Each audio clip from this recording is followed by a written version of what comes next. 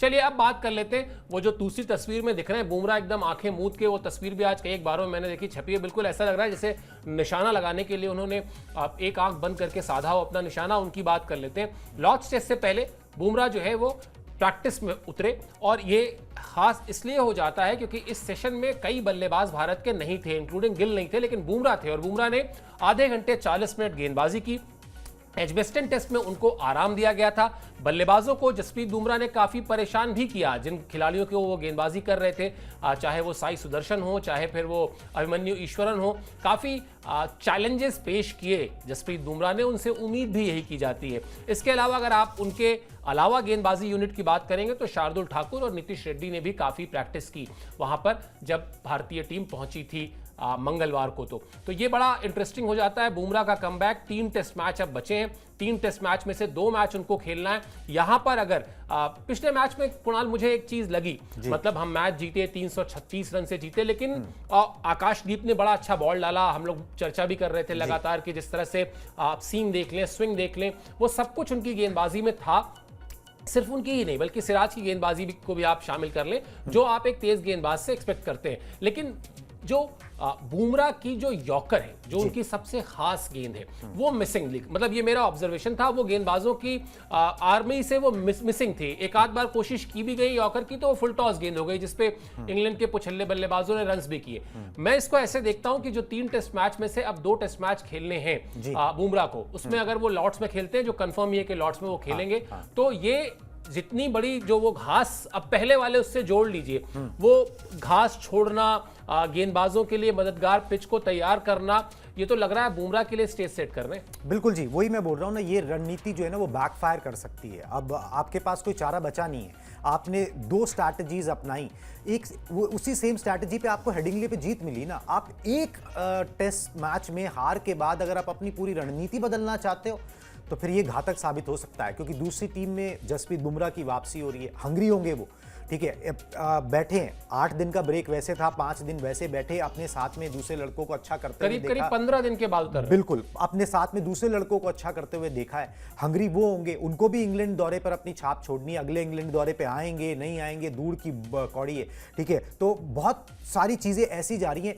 जो इंग्लैंड ना, मतलब वो ना बहुत मुश्किल एक जुआ सा खेल रहा है। अगर वो ये खेल रहे हैं तो अगर वो ये घास यूं की यूं छोड़ देते हैं, जो कि मुझे लगता है कि काटी जाएगी, उस पर रोलर भी चलाया जाएगा, ठीक है, अगर वो ये छोड़ देते हैं तो वो अपने लिए फिर गड्ढा खोद रहे हैं, और वो पहले बल्लेबाजों से पिटे, अब गेंदबाजों से पिट सकते हैं। जसप्रीत बुमराह की वापसी होनी तय है। शुभमन गिल ने कह ही दिया था कि भाई लॉर्ड्स में जो है थोड़ा पिच और हालात जो है वो थोड़े से गेंदबाजों के ज़्यादा अनुकूल होंगे, तो वहाँ पर एक लॉजिकल चेंज जो वो 11 में हम देख सकते हैं वो जसप्रीत बुमराह का ही दे सकते हैं, प्रॉबेबली प्रसिद्ध कृष्णा की जगह पर वो आ सकते हैं। इससे जब जसप्रीत बुमराह आएंगे तो 2 चीज़ें होंगी, एक तो यहाँ पर सिराज और आकाशदीप को सपोर्ट मिलेगा, उनको होगा कि भाई कोई आ गया, चलो भाई एक बड़ा आ गया। दूसरा, जब जसप्रीत बुमराह आएंगे उन पे उतना प्रेशर नहीं होगा, वो ये सोच के नहीं मैदान पर उतरेंगे कि यार ये सब कुछ मुझे ही करके देना है। उन्हें पता है कि इन दोनों ने भी करके दिया, मुझे इन्हें गाइड करना है, अपने साथ लेके चलना है, एक बॉलिंग यूनिट को मुझे चलाना है, और उसके बाद जो है हम काम कर सकते हैं, 20 विकेट यहाँ पर निकाल सकते हैं। तो मुझे लग रहा है इंडियन टीम के लिए कोई सवाल जवाब यहाँ पे है नहीं। वो कहते हैं ना भाई, जैसे कई बार हम देखते हैं रील्स के अंदर, भाई यूनिवर्स सब कुछ जो है आपके हक में अलाइन कर रहा है, तो यहां पर टीम इंडिया के हक में चीजें अलाइन होती हुई नजर आ रही हैं। मुसीबत जो है वो इंग्लैंड को नजर आती हुई है, कॉल उनको लेना है और उसका भुगतान भी उनको भुगतना है। या वो एक टेस्ट मैच के बाद अपनी पूरी रणनीति बदलना चाहते हैं, जो वो बैस बॉल जब से उनके एक कोच आए ब्रेंडल मैककलम आए, वो एक रणनीति के साथ चले। इंग्लैंड के अंदर भी उन्होंने पिचेस का मिजाज बदला।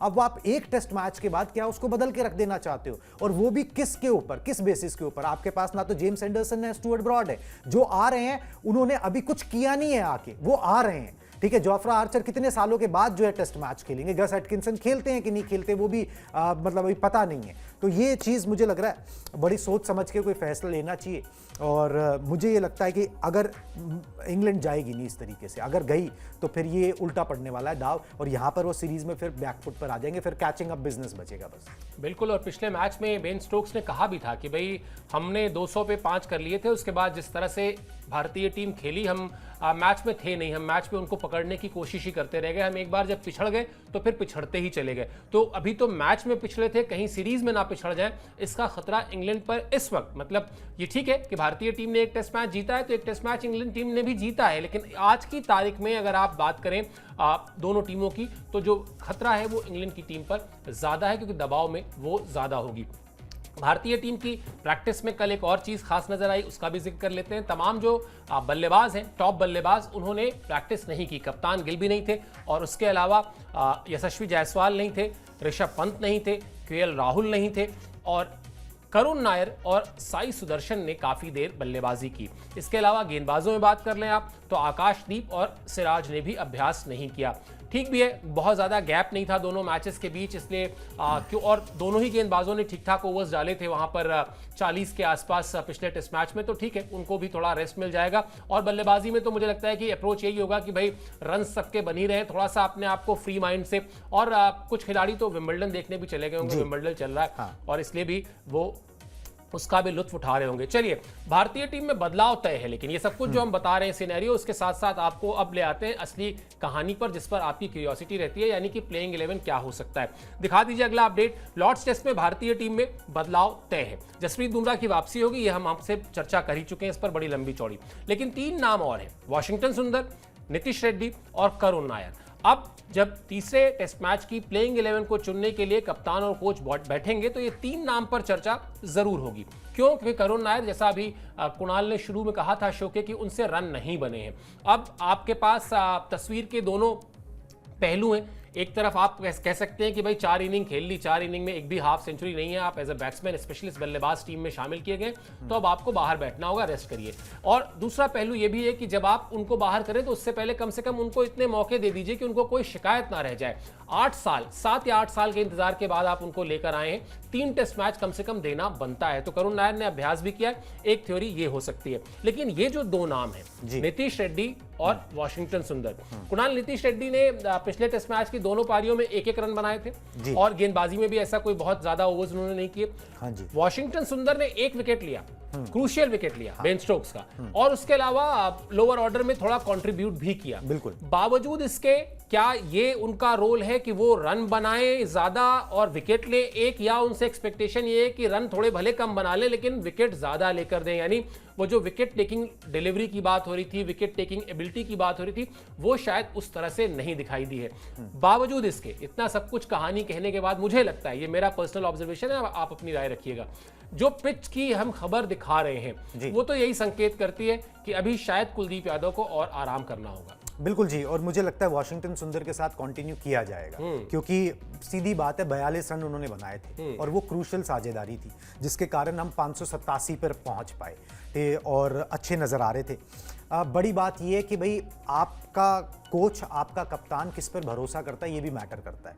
तो यहाँ पर गौतम गंभीर का हमें पता है, वो वाशिंगटन सुंदर के ऊपर उस तरीके से इन्वेस्ट करना चाहते हैं जिस तरीके से उन्होंने शुभमन गिल पर किया है कि भाई उनको कप्तान बनाया, तो यहाँ पर जो है वो वाशिंगटन सुंदर पर इन्वेस्ट करना चाहते हैं। ये तो वाशिंगटन सुंदर तो मुझे लग रहा है खेलेंगे। जिस तरीके की पिच की आप बात कर रहे हो, कुलदीप यादव, आप एक स्पेशलिस्ट स्पिनर खिला लो जो कि बल्लेबाजी ना कर सके, जिसके पास वो बल्लेबाजी की स्किल ना हो, आप वो नहीं करोगे, ऐसी पिच पे तो नहीं करोगे ना, उसको कोई लॉजिक नजर नहीं आ रहा है। और आपने पिछले टेस्ट मैच में भी खिलाया नहीं है वाशिंगटन सुंदर को, पिछले में खिलाया, तो वो कंटिन्यू करेंगे।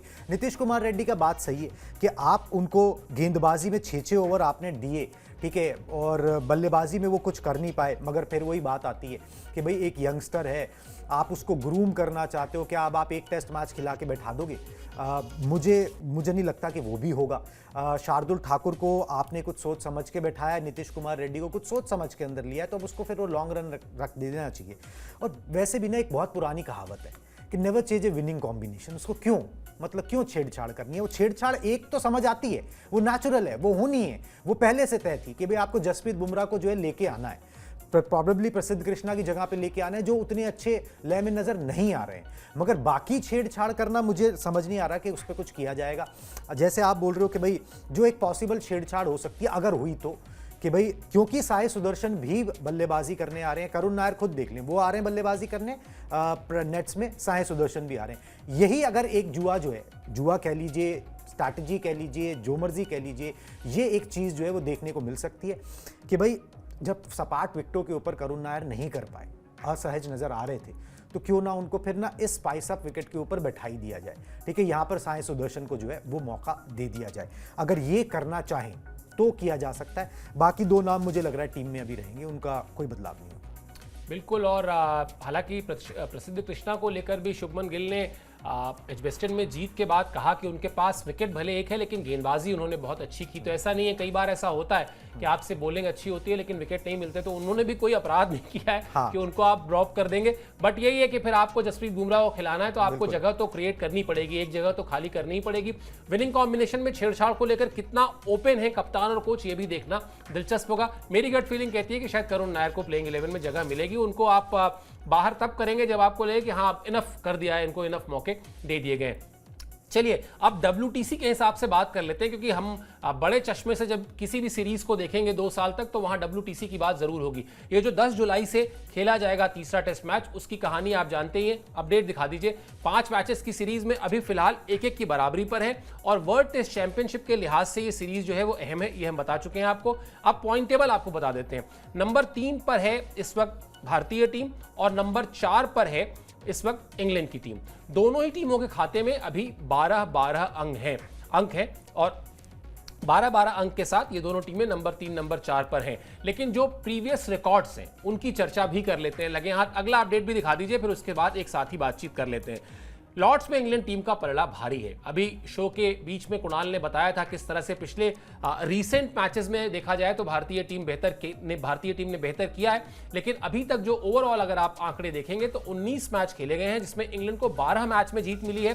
भारतीय टीम ने लॉर्ड्स में 3 मैच जीते हैं और 4 मैच जो है वो ड्रॉ रहा है। अब कुणाल, ये वही वाली बात है, आंकड़ों का खेल तो वैसे ही होता है कि आप कहां से पिक करके किस चीज को एक्सप्लेन करना चाहते हैं। तो अगर आप एक्सप्लेन करना चाहते हैं कि भाई इंग्लैंड का पलड़ा भारी है, आप उनको हल्के में ना लें, लॉर्ड्स में अच्छा वो करते आए, आंकड़े कहते हैं बिल्कुल करिए साहब बातचीत। लेकिन अगर आप ये करना चाहते हैं कि भाई रीसेंट मैचेस अगर देखें, स्पेशली पिछला मैच भी अगर देखें, तो वहां भारतीय टीम ने बड़ी ही कन्विंसिंग जीत हासिल की थी। बिल्कुल जी, KL राहुल ने रन बनाए थे। बिल्कुल। अगला अपडेट भी डाल दीजिए इसके साथ साथ, हम लोग चर्चा करते रहेंगे। बिल्कुल जी, KL राहुल ने रन बनाए थे, सिराज ने विकेट लिए थे, शमी ने रन भी बनाए थे, वो तो खैर नहीं है इस दौरे के ऊपर, विकेट भी झटके थे, जसप्रीत बुमराह भी खेले थे, उनको भी दूसरी पारी में कोई 3-4 विकेटें जो है वो यहाँ पर हासिल हुई थी।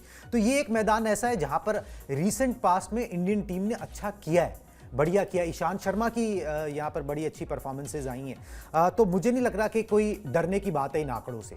अगर प्रॉबेबली एक ऐसा मैदान इंग्लैंड के अंदर जहाँ पर इंडियन टीम थोड़ा कंफर्टेबल महसूस करेगी, थोड़ा अच्छा महसूस करेगी, तो वो लॉर्ड्स का मैदान ही होगा। और अब तो हालात भी ऐसे बन गए, आप बहुत अच्छी जीत हासिल करके यहाँ पे आ रहे हो, प्रॉबेबली लॉर्ड्स मैदान में हो सकता है आपको विराट कोहली और रोहित शर्मा आपको चीयर करते हुए भी नजर आ जाए। तो वो सारी चीज़ें जो है वो अलाइन हो चुकी हैं। ये दिक्कत मुझे नहीं लग रहा इन आंकड़ों से इंडियन टीम को कोई होनी चाहिए, ना ही होगी। हाँ, वो एजबेस्टन के आंकड़े ज़रूर आपको डरा रहे थे कि वहाँ पर, और वो ग्राउंड भी उस तरीके का था, उसकी रेपुटेशन भी उस तरीके की थी। यहाँ पर जो है ज़्यादा दिक्कत होनी नहीं चाहिए। यहाँ पर आपने अपने बेस्ट को यहाँ के लिए संभाल के भी रखा था कि हम जसप्रीत बुमराह को यहाँ ज़रूर खिलाएंगे भाई, हमने यहाँ पर हिस्टोरिकली अब पिछले दिनों अच्छा किया है, हम यहाँ पर अच्छा करना चाहते हैं, हम अपना बेस्ट फुट फॉरवर्ड यहाँ पर रखेंगे।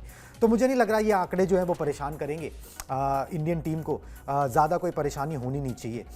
बस ये है कि शुभमन गिल की फॉर्म जो है उसी तरीके से जारी रहे, वो एक चीज़ जो है वो कंटिन्यू रहेगी ना, तो इंडियन टीम मुझे लग रहा है बाय एंड लार्ज अच्छा करती हुई नज़र यहाँ पर ज़रूर आएगी। बिल्कुल। और लॉर्ड्स का मैदान तो हम जब भी जिक्रों में आता है तो जैसा आपने कहा कि यहाँ कंफर्टेबल फील करेगी तो बड़ा अच्छा भी लगता होगा भाई।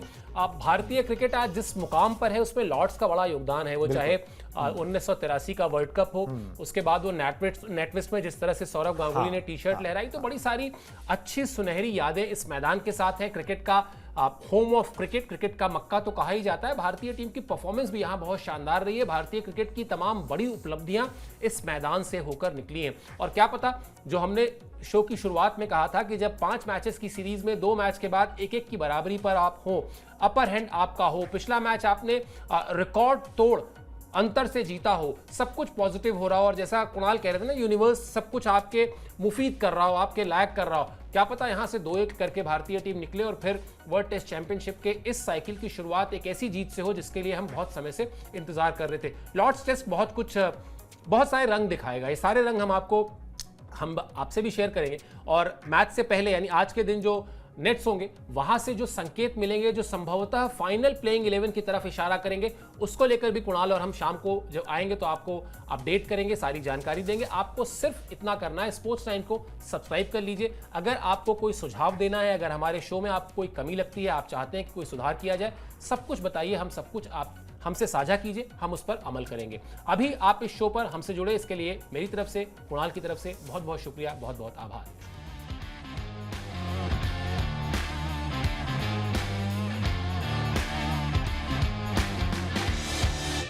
ये है सीक्रेट रेसिपी MDH का जीरा सिर्फ जलजीरा मसाला। Sip, sip, jeera, sip.